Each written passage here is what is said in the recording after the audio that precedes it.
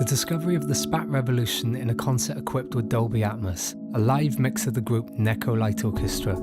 The re-orchestration of film music played live with the diffusion of the films on a giant screen. A 3-hour show at the Gaumont-Wilson Cinema in Toulouse with the concept of 7.1 sound.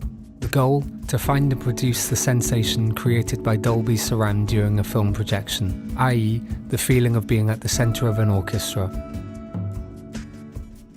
It allows the sound engineer to control the position of a sound source in a three-dimensional environment. For example, it's possible to make the sound of a violin on stage travel around the spectator. It allows us to spatialize it. The point of this process is to generate as many audio channels as there are instruments on stage. Therefore, the SPAT is going to position each instrument in the virtual space defined by the sound engineer, beforehand or in real time. So the spectator can have the sensation of being at the heart of the orchestra. Whereas at the moment, generally speaking, spectators find themselves seated in front of the orchestra. Only cinemas propose a suitable configuration for the use of SPAT in Dolby Atmos mode. As well as a horizontal plane that is used for Dolby Surround, this adds a vertical plane that allows total immersion into the sound. Because to equip a concert venue with this facility, it would be too complicated and too inconvenient. I received the plans for the cinema theatre, which enabled me to carry out the design of the venue within the SPAT Revolution. The Dolby Atmos can handle up to 128 channels, but it's rare for venues to go that far. Most have a limitation of around 30. Given the number of mic inputs necessary for the whole show and the number of channels created for and by the SPAT Revolution, the realisation of this project necessitated the use of 2 mixing consoles. The first console, a CL5, was picking up the 64 mics on stage with the help of 2 Rio 32s. It covered the mix in 5.1 and generated the 7 monobuses and 4 stereo buses that correspond to the sound source that was to be positioned within the virtual three-dimensional space. It sends all its channels to the SPAT via a Dante virtual sound card.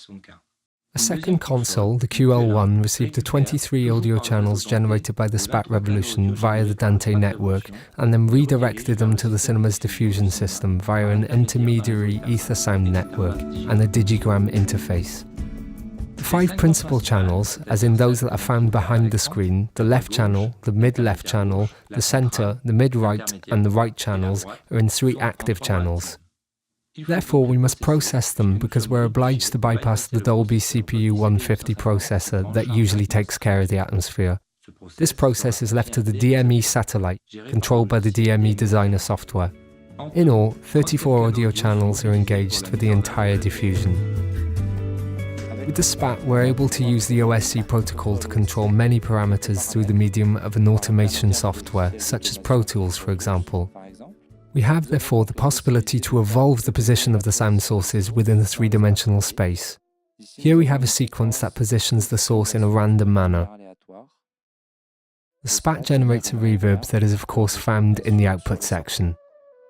The level and modelling of this reverb in each output is according to the position of each speaker placed in the three-dimensional space created. The SPAT allows us to affect the reverb or not at each source, which allows us to really spatialise the instrument in a three-dimensional environment. We're able to act on the level of the reverb, on the presence, on the brilliance, different parameters that will allow us to control the reverb for each source, therefore each instrument. The experience was more than conclusive, and all this despite the little amount of preparation time that I had. Thankfully, the operation and graphic of the SPAT Revolution is very intuitive. The result was really astounding. The position of the instruments within the three-dimensional space created by the SPAT Revolution is highly realistic, and with the soundscape thus modelled, the public's immersion was total. Following this success, we had the pleasure of repeating the experience with the Neko Light Orchestra at the Wilson Gaumont in Toulouse.